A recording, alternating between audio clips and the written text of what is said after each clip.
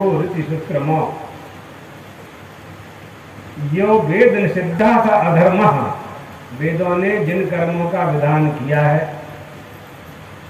और जिन कर्मों का विधान नहीं किया है उनको जो करता है उसको अधर्म कहते हैं, और जिनका निषेध किया है वो अधर्म है।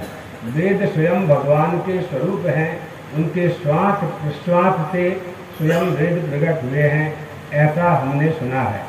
इसलिए यम के दूत बोल रहे हैं, हे सिद्ध पुरुषों, इस शरीर से जीव 5 कर्मेंद्रियों से लेना देना करता है, चलना फिरना करता है, 5 ज्ञानेंद्रियों से रूप रस गंध शब्द स्पर्श इनका व्यवहार करता है, इन विषयों का अनुभव करता है, और मन के साथ स्वयं मिलकर के अकेले ज्ञानेंद्रियां कर्मेंद्रियां पंचकोश ये सब मिलकर के इस शरीर को भोग्य योग्य बनाते हैं, भोक्ता बनाते हैं।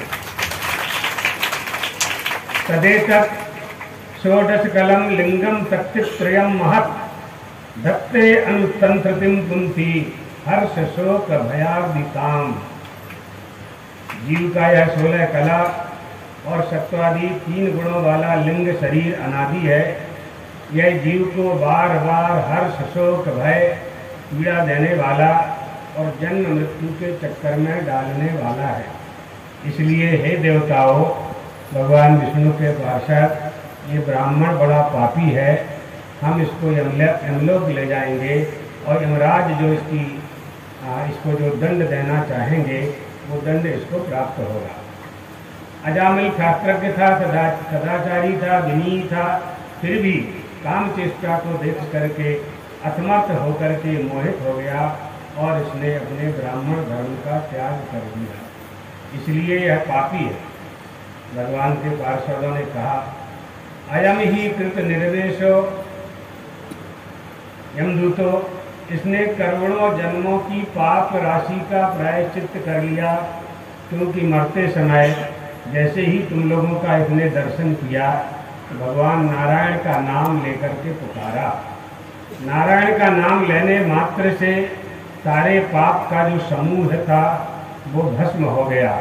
यदा नारायणायेति जगातो चतुरक्षरम, 4 अक्षर का जो नाम लिया, नारायण, नारो जीव समूह तत् ऐनम प्रवृत्ति यस्मात् नारायणाः।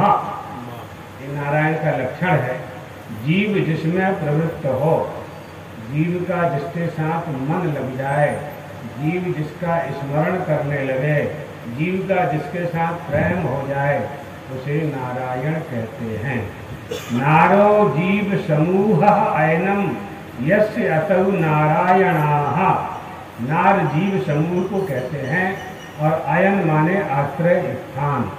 सबका आश्रय होता है, जैसे छोटे बालक का आश्रय माता पिता होते हैं, इसी तरह से सारे प्राणियों का जो अयन है, आश्रय स्थान है, उसे नारायण कहते हैं।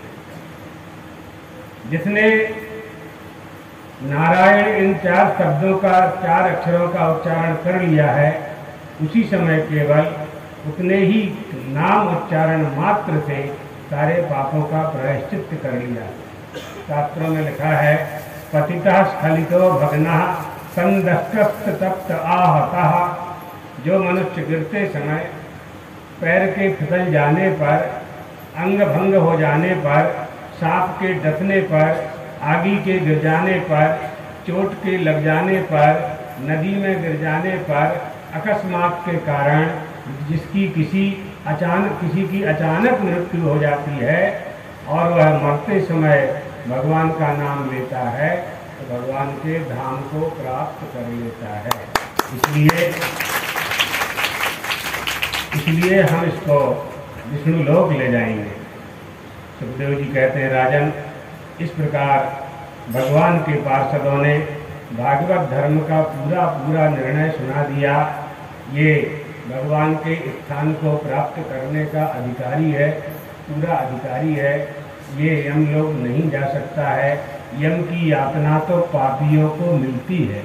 इसने अपने सारे पाप धो लिए, सारी गंदगी साफ कर ली है, इसका मन पवित्र हो गया है। शरीर को पवित्र करने होने के बाद इसने प्राण त्याग किया।